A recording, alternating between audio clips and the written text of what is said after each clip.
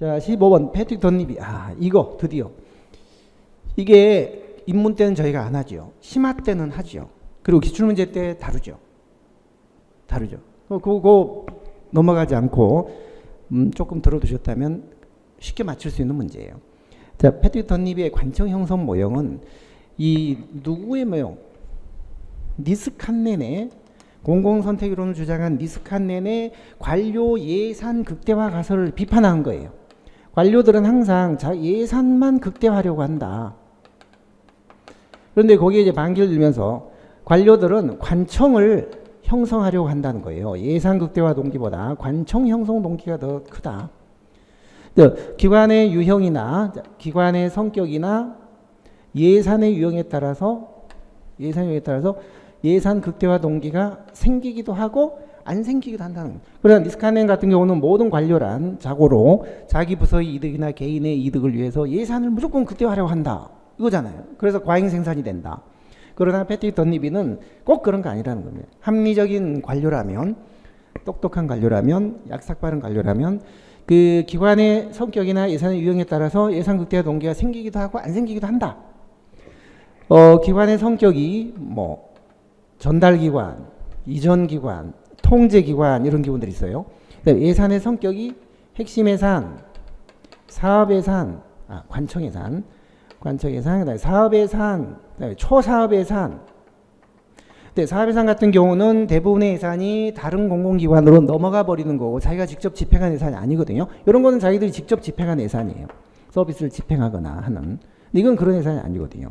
예를 들어 4대 강을 하는데 국토교통부가 예산을 많이 확보했지만 10조를 확보했지만 그중에 9조 이상이 수자원공사로 넘어간다고 해봐요. 그럼 그런 국토교통부가 굳이 자기들이 직접 집행하는 것도 아닌데 이권을 뭐 행사할 수도 없는데 그런 예산을 많이 확보하려고 골치 아프게 하지는 않을 거예요. 그냥 책임만 수반되고 골치 아프니까 그런 예산, 그런 기관, 그게 통제기관인데요. 이 통제기관이 이제 망료기관 같은 거예요. 권한은 많이 행사하지만 직접 집행은 하지 않는 그런 경우에는 극대화 동기가 안 생긴다고 한 거예요. 이런 기관이나 이런 예산에서는 관청 예산, 뭐 핵심 예산 또는 이런 전달 기관, 이전 기관 이런 데서는 극대화 동기가 생기지만 사업 예산의 대부분을 차지하는 통제 기관 같은 경우는 극대화 동기가 안 생겨요. 여기선 주로 관청 형성 동기가 생긴다는 거예요. 관청 형성 동기라는 거는 골치 아픈 집행 업무나 개선 업무는 자기 선호 입맛에 안 맞는 그런 업무는 민영화를 시켜버리거나 준정부 조직이나 지방으로 다 넘겨버린다는 거예요. 그래서 이런 준정부 조직이나 이런 지방 조직이나 다양한 형태의 관청들이 자꾸 만들어지게 됐다. 결국 관청 형성 동기도 관료들의 어떤 그 이기적인 어떤 행태에 의해서 이런 게 생긴다는 거죠. 이것도 이기적인 행태지만 이것도 이기적인 행태예요. 자, 여기서 4번 집은 틀린 거예요. 공익보다는 사익을 중시한다고 해야 되고. 그 다음에 관청 예산의 증대로 이득을 얻는 거는 이거는 이전기관이에요. 중하위 관료가 아니라 이전기관.